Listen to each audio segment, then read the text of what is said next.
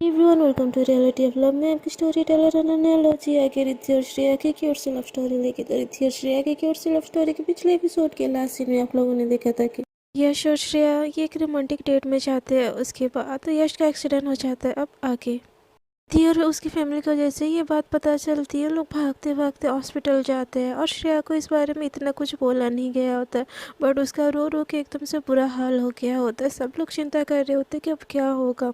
श्रेया के पापा तो सोच रहे होते हैं कि क्या हो गया ये सब, अब हमारी बेटी का क्या होगा। उनकी सोच तो अभी भी इतनी पिछड़ी हुई होती कि उनको अभी यश की फिक्र होने के बजाय उनको बस यही फिक्र होती है कि लोग क्या कहेंगे उसकी बेटी के बारे में, कि शादी से पहले ही जब बारात आने वाली थी लड़का का एक्सीडेंट हो गया, मतलब मेरी लड़की को कोई कितना मनु समझेगा, ऐसे वो सोच रहे होते हैं।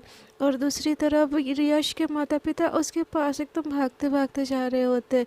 जैसे ही हॉस्पिटल पहुंचते हैं, रिद्धि एकदम कार से उतरते ही दौड़ते ही एकदम रिसेप्शन पे पहुंच जाती है और अपने भाई के बारे में इंफॉर्मेशन निकालने लगती है। उसको पता चलता है कि उसका भाई आईसीयू में है, तो वो भागते भागते पूरे फैमिली के साथ आयशु के अंदर चली जाती है और उनको पता चलता है कि यश का बहुत भयंकर एक्सीडेंट हो गया और उसका बचना अब नामुमकिन सा है। सब लोग प्रे कर रहे होते हैं, बट यश को होश ही नहीं आ रहा होता है। थोड़ी देर बाद थोड़ा थोड़ा यश को होश आता है, बट उसकी इतनी ज़्यादा ब्लीडिंग हो गई होती है कि उसको बचाना नामुमकिन सा होता है। दूसरी तरफ श्रेया की हालत भी बिगड़ने लगती है। वो इतना बार बार रो रही होती है, इतना भयंकर वाला वो रोना रो रही होती है कि बार बार बेहोश हो रही होती है। वो बार बार बस होश में आती है, यश यश चिल्लाती है और फिर बेहोश हो जाती है। उसकी सेहत बिगड़ता हुआ देख के उसके घर वाले भी उसको ना चाहते हुए हॉस्पिटल में एडमिट कर देते हैं, और वो सेम हॉस्पिटल होता है जहाँ पे यश होता है। उसके घर वाले रिद्धि के घर वालों को देखते हैं, बट वो श्रेया को एडमिट करते हैं और यश के पास आते हैं उनके खोज खबर लेने। रिद्धि के घर वालों को भी ये बात पता चलती है, बट वो यश के गम में इतने ज़्यादा गमगीन होते हैं कि वो श्रेया के पास जाते ही नहीं है। थोड़ी देर में डॉक्टर आके बोलता है कि यश को थोड़ा थोड़ा होश आ गया, हम में से कोई मिलना चाहे तो उनसे मिल सकता है, और हम बता देते हैं उनका बचना मुश्किल है, तो जिनको मिलना है बात करना है कर लीजिए। ये बात सुन के यश की मम्मी तो एकदम से रोने ही लगती है। उसके पापा का भी हाल एकदम बुरा होता है, तो रिद्धि खुद को संभालती है और अपने भाई से मिलने चाहती है, और उनको देखते ही ना बस वो रोते ही रह जाती है कि उसकी इतनी भयंकर एक्सीडेंट हुई होती है कि उसके पूरे बॉडी पे ही बस बैंडेज बैंडेज लगा होता है और मास्क पहना होता है, ऑक्सीजन मास्क। यस, और ये चीज़ जब रिद्धि देखती है ना वहीं गिर जाती है, उसकी हिम्मत ही नहीं होती यश के पास आने की। उसकी आंखों से बस आंसू आ रहे होते हैं और वो बस रो रही होती, बोलती है भाई क्या हो गया, कैसे हो गया ये सब। आप ठीक हो जाओगे, आप टेंशन मत लो, अब सब ठीक हो जाएगा, ऐसे बोल के वो रो रही होती है। यश को देखते ही तो नर्स उसको बोलते हैं आपको अगर ऐसे ही रोना है तो आप बाहर चले जाइए, यहाँ पे पेशेंट को परेशान मत कीजिए, ऐसे अगर परेशान करेंगे तो उनको और ज़्यादा हार्मफुल होएगा। तभी रिद्धि भी ये बात समझती है और अपने आंसू कंट्रोल करती है और जाती है और अपने भाई के पास बैठती है और बोलती है क्या भाई आप सबको डरा रहे हो, हाँ जल्दी ठीक हो जाओ ना। मैं हम शादी में नाचना है यार, आपके बारात, मेरे को तो बारात में भी नाचना है, और श्रेया तो आपका वेट की होगी और आप आके ऐसे लेटे हो, ऐसा भी कोई करता है। ऐसे बोल के वो यश से बात करने की कोशिश करती है। यश जैसे ही रिद्धि को देखता है उसकी आंखों में आंसू ही आ जाते हैं। वो रिद्धि को देख के बस उसकी आंखों से बूंद बूंद आंसू आ रहे होते हैं। उसके मुंह पे मास्क लगा होता है, ऑक्सीजन वाला मास्क, इसीलिए वो कुछ बोल नहीं पा रहा होता है। वो बस थोड़ा सा अपना मास्क को खोलता है और रिद्धि को बस एक ही बात बोलता है, श्रेया कैसी है। तो रिद्धि बोलती है श्रेया श्रेया तो बहुत ज़्यादा अच्छी है, वो तो आपका इंतज़ार की है भाई, आप छाओगे बारात लेके, आपका आपका वो स्वागत में बैठी है दुल्हन के जोड़े में, और आप हो के आके यहाँ पे सो रहे हो, ये भी कोई बात हुई। ऐसे बोल के उसके भाई को बोलती है, तो वो यश बस उसके मुंह से एक चीज़ निकलती है, श्रेया का हमेशा ख्याल रखना, बहुत मासूम है वो। यश के मुंह से ऐसे सुन के उसकी आंखों से तो आंसू ही छलक जाते हैं, और फिर भी वो बात को संभालते हुए अपने भाई से मुस्कुराते हुए बोलती है मैं क्यों ख्याल रखूँगी, हम सब ख्याल रखेंगे, आप भी ख्याल रखोगे, और आप तो सबसे ज़्यादा ख्याल रखेंगे, सर आंखों पे रखेंगे श्रेया को। जल्दी से आप ठीक हो जाओ, फिर उसके घर में बारात लेके जाएंगे और सब ठीक हो जाएगा भाई। ऐसे बोल के उसके भाई के फोrehead पे किस करती है और बस उसको देखती रहती है। अब रिद्धि से भी कंट्रोल नहीं होता, उसके आंखों में आंसू आ रहे होते, इसीलिए वो वहाँ से निकल के बाहर चली जाती है और बहुत ज़्यादा रोने लगती है उसके भाई की हालत पे। उसको इतना इतना ज़्यादा पेन हो रहा होता है कि कुछ समझ में ही नहीं आ रहा होता है। तभी वो देखती है कि श्रेया के घर वाले भी वहाँ पे हैं और उनको देख के उसको फिर से श्रेया का ख्याल आता है। उसको जब पता चलता है कि वो भी एडमिट है, वो भी खुद को रोक नहीं पाती और श्रेया से मिलने उसके पास दौड़ी दौड़ी चली जाती है। श्रेया के वो पास जाती तो है बट उसको मिलने वो अंदर नहीं जाती, बाहर ही उसके रूम के डोर से उसको देखती है।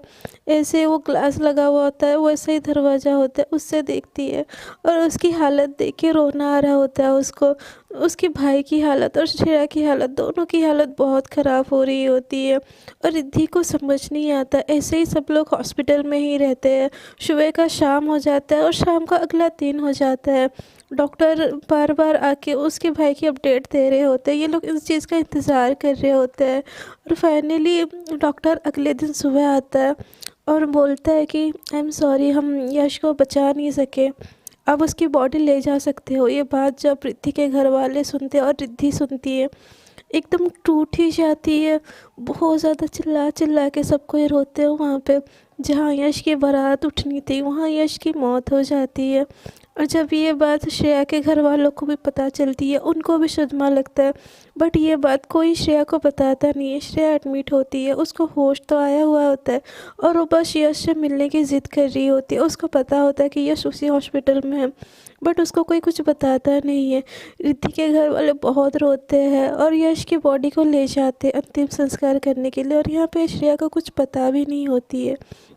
और ऐसे ही उसकी मम्मी पापा सब रो रहे होते हैं। ऐसे ही करके अंतिम संस्कार करने ले भी जाते हैं उसके सबको शव यात्रा में। रिद्धि भी बहुत रो रही होती है, टूट के रो रही होती है। उसको समझ नहीं आ रहा होता, वो जहाँ यहाँ खुशियाँ मनाने आई है वहाँ उसकी पूरी दुनिया ही लुट गई। उसकी घर वालों की मतलब खुशी ही उनसे छीन गई, क्योंकि उसको पता होता है उसके भाई को भी उतना ही प्यार कर रहे होते हैं जितना रिद्धि को कर रहे होते हैं। और उसकी माँ की हालत देखे रिद्धि से रहा ही नहीं जा रहा होता। उसकी माँ बार बार बेहोश हो रही होती है और रिद्धि उनको संभाल रही होती है। रिद्धि में अभी इतनी अब हिम्मत नहीं होती कि वो कुछ बोले या कुछ करे। वो भी एक तरीके से एक जिंदा लाश हो गई होती है उसके भाई के जाने के बाद से। सब लोग उसके भाई के शव को ले जाते हैं अंतिम यात्रा में और अंतिम संस्कार कर देते हैं। श्रेया को इस तरफ कुछ पता नहीं होता और बड़े ज़िद करके, जब कोई नहीं होता ना, वो अपनी वाली केबिन से निकल के वो यश वाले केबिन में जाने की कोशिश करती है। वहाँ जब जाती है आईसीयू में उसको पता चलता है वो जो पेशेंट था यश नाम का, उसकी तो डेथ हो गई है कल से ही और उसकी तो सब भी ले जा चुके हैं। जब ये बात ना श्रेया को पता चलती है, श्रेया वहीं पे गिर जाती है और चिल्ला चिल्ला के रोती है, यश मुझे अकेला छोड़ के कैसे जा सकते हो तुम। और खुद को जैसे तैसे संभाल के ना वहाँ से भागते हुए वो डायरेक्ट रिद्धि के घर चली जाती है। वो जैसे ही वहाँ पे पहुँचती है, वहाँ पे यश का फ़ोटो लगा के सब कोई वहाँ पे बैठे होते हैं उसकी आखिरी वो श्रद्धांजलि देने के लिए। सब ऐसे ही बैठे होते हैं और रिद्धि दुल्हन श्रेया दुल्हन के जोड़े में ही वैसे ही भागते हुए वहाँ पे पहुँच जाती है। जैसे ही वो यश के ना फ़ोटो में माला चढ़ा हुआ देखती है ना, वो वहीं पे ही गिर जाती है और टूट टूट के रोती है, एकदम बहुत चिल्ला चिल्ला के रोती है, यश यश कहाँ हो, यश यश बाहर आओ, तुम मुझसे मेरे साथ मजाक कर रहे हो ना, तुम बाहर आओ यश, ऐसे बोल के और रो रही होती। उसकी ऐसी हालत देख के सबकी नज़र उसके ऊपर जाती है और सबको यकीन ही नहीं होता कि श्रेया यहाँ पे क्या कर रही है। श्रेया के घर वालों को भी नहीं पता होता है, उसके घर वाले भी आए हुए होते हैं और उसको वहाँ पे देख के उसके पास चले जाते हैं और उसको संभालने लगता है। बट श्रेया किसी की बात नहीं सुन रही होती है, वो किसी के काबू में भी नहीं आ रही होती है, वो बस रोई जा रही होती है, यश मुझे तुम छोड़ के नहीं जा सकते यश, तुम आ जाओ प्लीज़, मेरे पास आ जाओ, मैं कैसे जीऊँगी तुम्हारे बिना। ऐसे वो वहाँ पे छटपटाते हुए रो रही होती है। जब रिद्धि की नज़र उस पर पड़ती है तो रिद्धि से भी रहा नहीं जाता, वो जाती है और श्रेया को हक कर लेती है और बोलती है कुछ, भाई कहीं नहीं गया है, भाई भाई यही है, तुम खुद को संभालो, संभालो संभालो। श्रेया ऐसे बोल के उसको संभालने लगती है। रिद्धि की मम्मी भी उसको देखती है, वो खुद भी टूटी हुई होती है, बट श्रेया की हालत देख के उनको भी उसके ऊपर तरस आता है, वो भी उसको संभालते हैं और श्रेया रोते रोते वहीं बेहोश हो जाती है। उसको ले जाते हैं और रिद्धि के रूम में रखते हैं और डॉक्टर बुलाते हैं। सब जन बहुत परेशान होते हैं, पूरे घर में ना मायूसी का माहौल होता है। तो ये मतलब किससे क्या बोले कुछ समझ ही नहीं आ रहा होता है। बस ऐसे ही मायूसी का माहौल रहता है और श्रेया उधर बेहोश हुई पड़ी होती है। जब श्रेया को होश आता है वो फिर से यश यश चिल्लाती है और वो बस रोती रहती है, उठती है और उसका समझ नहीं आ रहा होता और खुद को भी मारने की कोशिश करती है। वो वहाँ पे पड़ा हुआ होता है एक प्लेट, वो उठा लेती है और उसको अपना नफ्स काट देती है। जैसे ही रिद्धि के घर वालों को ये पता चलता है वो तुरंत से उसके पास जाते हैं, वो सब छुड़ाते हैं, फिर से डॉक्टर बुलाते हैं और उसकी इलाज करवाने के लिए लगते हैं। श्रेया की ऐसी हालत देख के श्रेया के घर वाले भी एकदम परेशान हो गए होते हैं कि श्रेया कैसी हरकतें कर रही है। सिचुएशन ऐसा हो गया होता है कि श्रेया की हालत दिन ब दिन बिगड़ रही होती है। यश को तो गए हुए 1 वीक हो जाता है ऐसे ही, बट श्रेया की हालत सुधर ही नहीं रही होती। सो श्रेया बस रो रही होती है और पागलों से हरकतें कर रही होती है। वो अभी भी यश के घर में ही होती है क्योंकि उसकी हालत ऐसी होती है कि वो उसको वापस अपने घर ले जाया नहीं सकता। तभी श्रेया के पापा आते हैं और बोलते हैं श्रेया की हालत बहुत ख़राब हो रही है, उसको हमको किसी असाइलम में ले जाना चाहिए। ये बात सुन के रिद्धि को बड़ा बुरा लगता है। उसकी भाई की अमानत और उसकी भाई की आखिरी बात उसको याद आती है कि मेरी श्रेया बहुत मासूम है, उसका ख्याल रखना। और उसके पापा की ऐसी बातें सुन के, श्रेया के पापा की ऐसी बातें सुन के ये रिद्धि को बहुत गुस्सा आता है और वो चिल्ला के बोलती है रिद्धि एकदम, श्रेया एकदम बहुत ठीक है, किसी को कुछ करने की ज़रूरत नहीं है। वो मेरी भाई की अमानत है ना, मेरी भाभी है ना, उसको मैं ठीक करूँगी, मैं खुद डॉक्टर हूँ और मुझे पता है उसको कुछ नहीं हुआ है, वो बस पेन में है।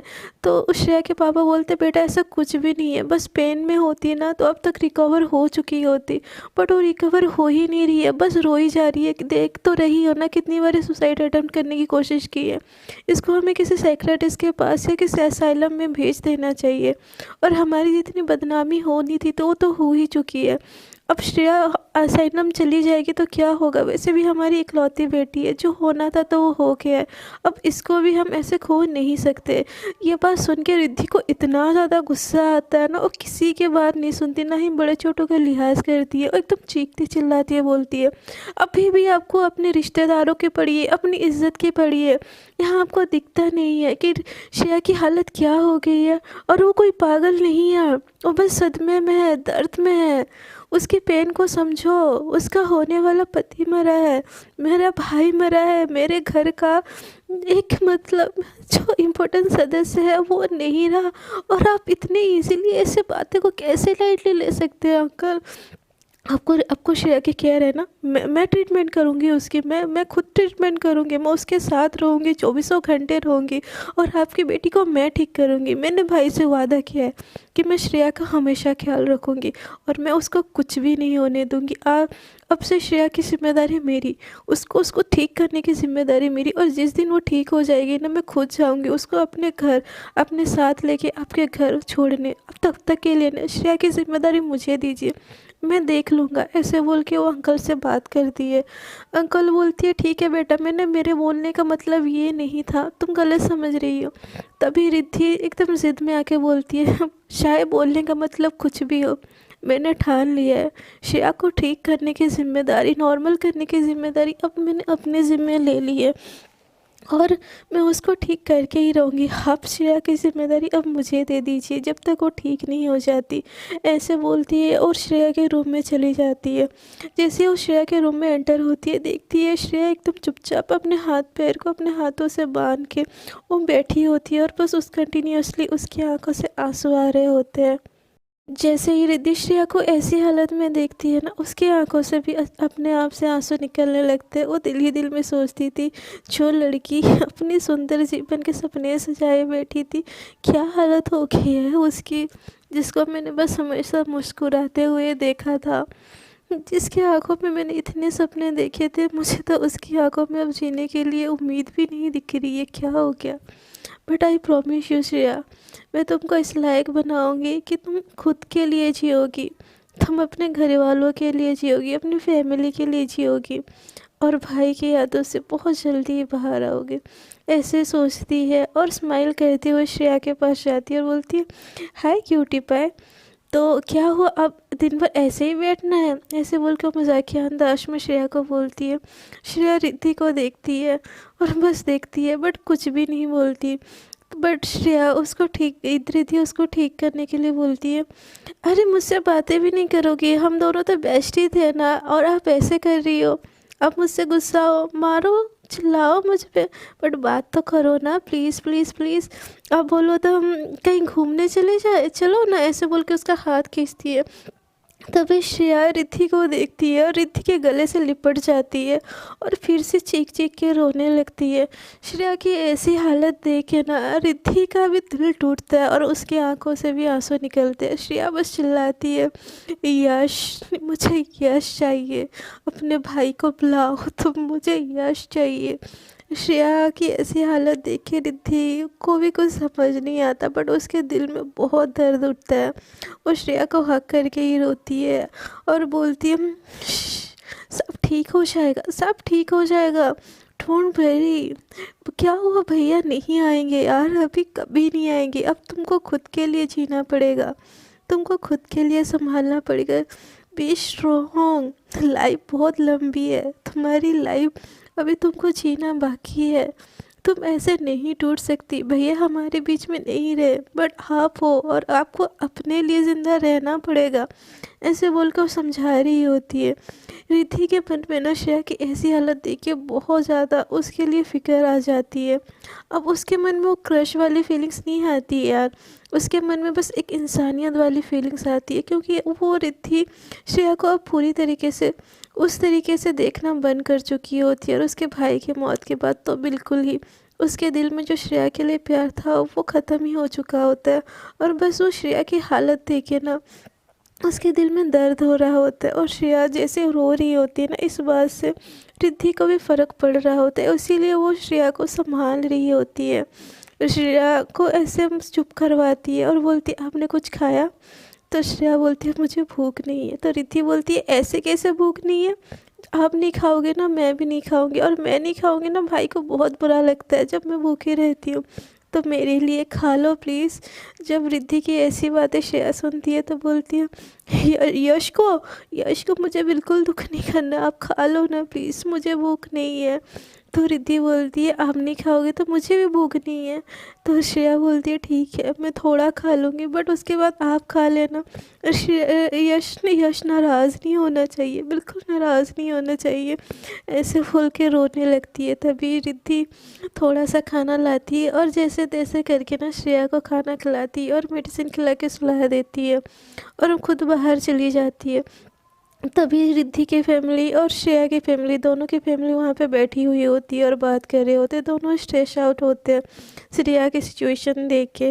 तभी रिद्धि वहाँ पे आती है तो उसको पूछते हैं कि अब श्रेया की तबीयत कैसी है। तभी रिद्धि बोलती है, हाँ अब थोड़ी सी ठीक है, बट मुझे नहीं लगता उसको यहाँ पे रखना चाहिए। अंकल आंटी, अब उसको लेके कहीं बाहर चले जाइए, नहीं तो मैं उसको लेके अपने साथ दिल्ली चली जाती हूँ, वहाँ रहेगी ना तो भाई की यादों से थोड़ा तो बाहर आ पाएगी। वो जैसे ही ठीक हो जाएगी ना, मैं उसको आपके पास लाके मैं खुद छोड़ दूँगी।